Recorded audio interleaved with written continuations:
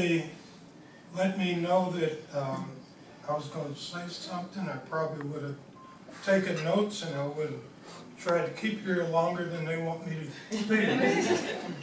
So anyway, first of all, I like to let my audience know who they are. Even though you think you know yourself, I want you to understand that you are artistically appealing, beautifully bred, completely capable, divinely destined, extraordinarily endowed, fairly fascinating, and generously gifted. Please give yourselves a round of applause.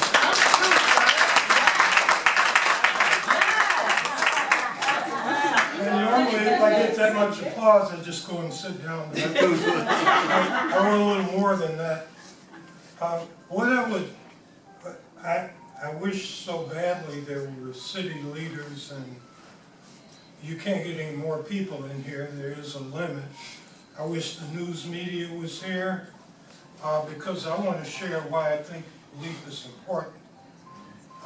You've heard from the graduates, and I won't bother repeating what they said, but I want to go back to a time when I think Derek mentioned this was his first speech. Many years ago, the educational system gave me aptitude tests that told me that I fit in the 19th percentile in persuasive ability.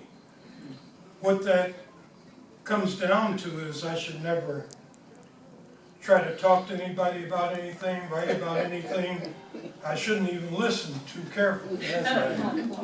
But I decided that I developed a disease known as TDTKTI-CDWID. It stands for too dumb to know that I can't do what I'm doing. From that,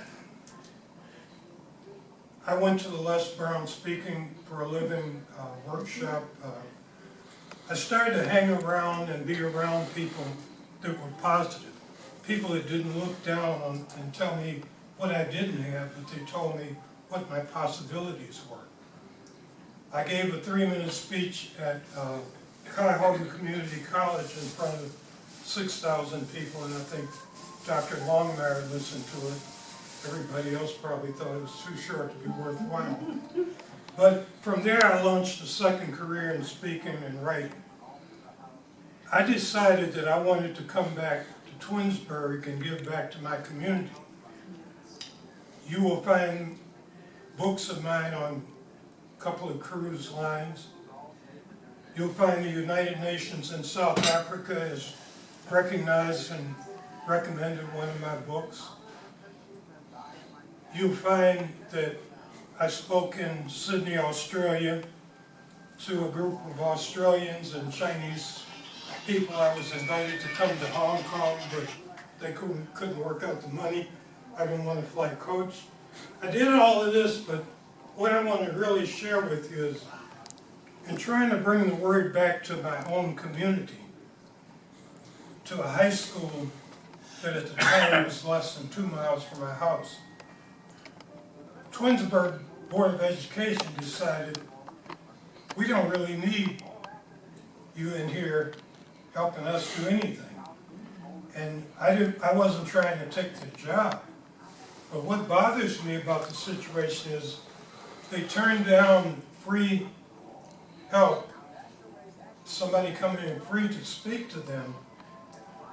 And yet in 1994, if anybody, I've been looking for this, I have it documented.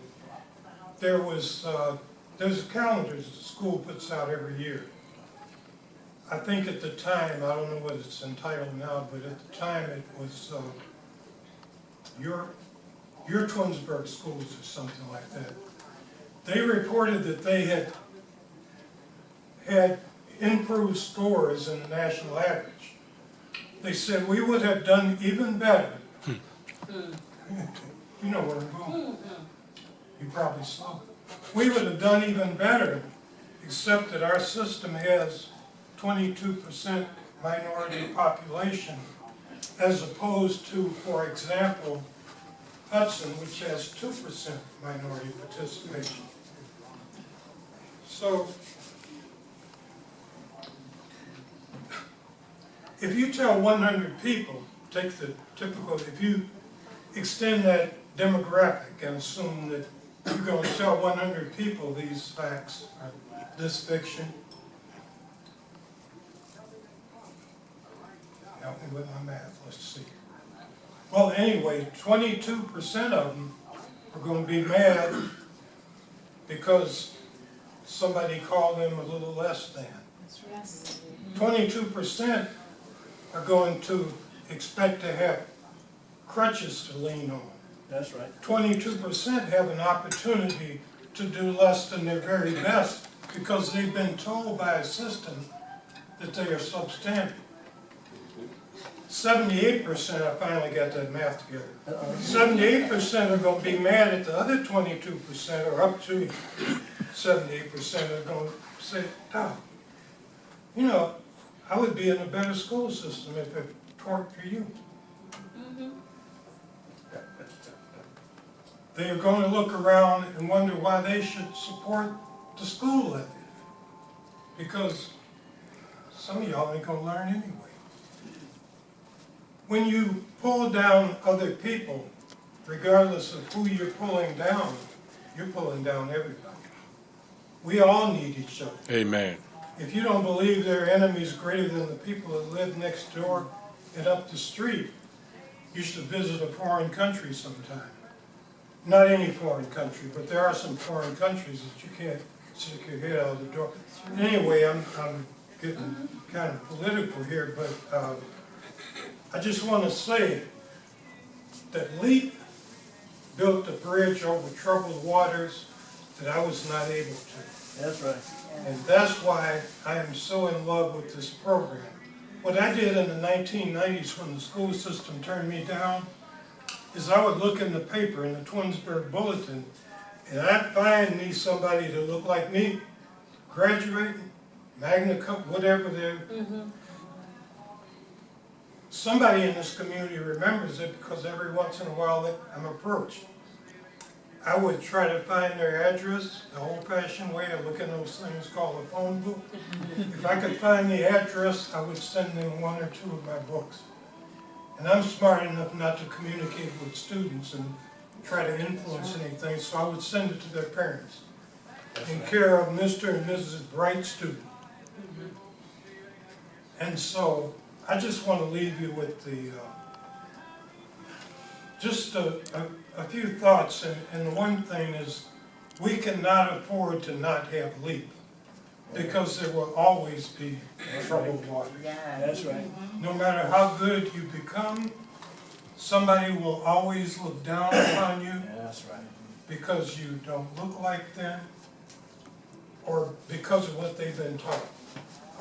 Dr. Longmire and I, and I'm getting ready to close, we were on a Facebook conversation. We kind of joined in where somebody started talking about, there was a crime in Twinsburg Heights. And of course somebody offered solutions. Some people are concerned. I would be concerned too. I'm concerned when there's a crime on my street. I don't live in Twinsburg Heights. But somebody had to go there. They talked about all the boarded up buildings in the Heights a few years ago. And I'm thinking, I've been out in Twinsburg since 1985. And I visited the Heights a lot. I have friends there. I know the Glovers. I was at the old community center. I don't remember any boards. Right. Where did the boards come from? So Dr. Longmire and I together, we didn't get together on this, but separately, we had to educate people. And That's right. they went away silently, but see, what brought out that negativity is still deep inside. And the problem is, just like Dr. Longmire and Miss D and Miss Etta are teaching, the people that hate, the people that are ignorant, they're teaching also. Right. So we got to out teach them. That's right. Each one, reach one, and teach Amen. one. Thank you.